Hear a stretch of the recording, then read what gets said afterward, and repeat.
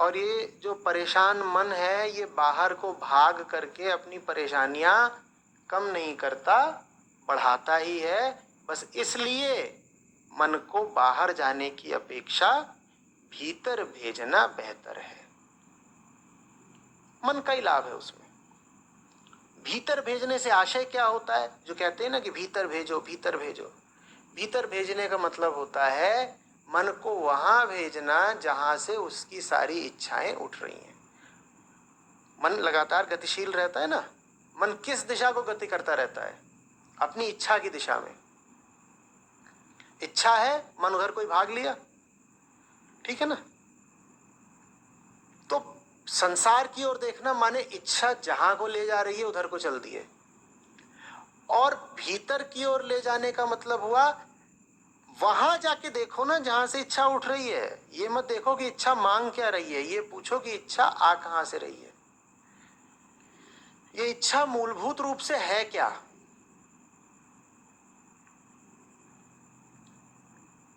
यही मत देखो कि तुम्हें क्या दिखाया जा रहा है, ये देखो कि तुम्हें दिखाने वाला कौन है। वो जो पतंग उड़ रही है बड़ी आकर्षक है, ये तो देख लो उसे उड़ा कौन रहा है। इसे कहते हैं अंतर्गमन, मन का अपने भीतर जाना या इंद्रियों का अपने स्रोत तक जाना। इसी अपने भीतर जाने को ही कह दिया जाता है मन का हृदय की तरफ जाना। हृदय माने वो प्रथम बिंदु, वो स्रोत जहां से सब कुछ उद्भूत होता है, उठता है। समझ में आ रही बात? इच्छा तुमको परेशान करती है ना। मन इच्छा के हाथों परेशान रहता है। अब ऐसा तो नहीं कि इच्छा जो मांग रही है वो मन को कभी देकर देखा नहीं। मन को बहुत दफे वो मिला भी है जो मन ने मांगा है, लेकिन उसके बाद भी बात या तो बनी नहीं है या कुछ देर को बनी है फिर बिगड़ गई है। तो इसलिए जो लोग इस बाहर की दौड़ धूप से ऊब गए थे और जिनका मूर्खतापूर्ण प्रयासों में जीवन बर्बाद करने का इरादा नहीं था, उन्होंने कहा ठहरो, ये चल क्या रहा है। शाम एक इच्छा उठी, रात दूसरी कामना उठी, और सुबह आते आते किसी तीसरी चीज ने हमें खींच लिया। हम गुलाम ही नहीं है, हम सार्वजनिक गुलाम है क्या? हम पूरी दुनिया के गुलाम हैं। ये बात तो बड़ी अखरती है, चोट करती है। जो चीज होती है दुनिया की वही इच्छा बन करके चली आती है हमको नचाने। याद करो कि कैसी कैसी इच्छाएं उठ चुकी हैं आज तक जीवन में,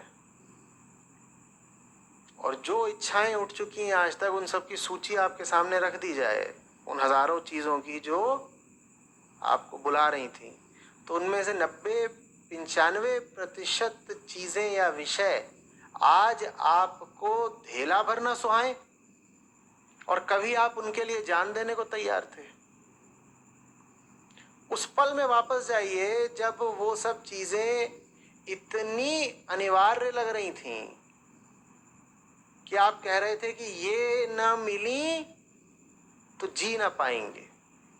आज वो चीजें आपके सामने मुफ्त में लाकर रख दी जाएं तो भी आप ना स्वीकारें। ये बातें हम भूल जाते हैं। कुछ लोग हुए जो नहीं भूलते थे,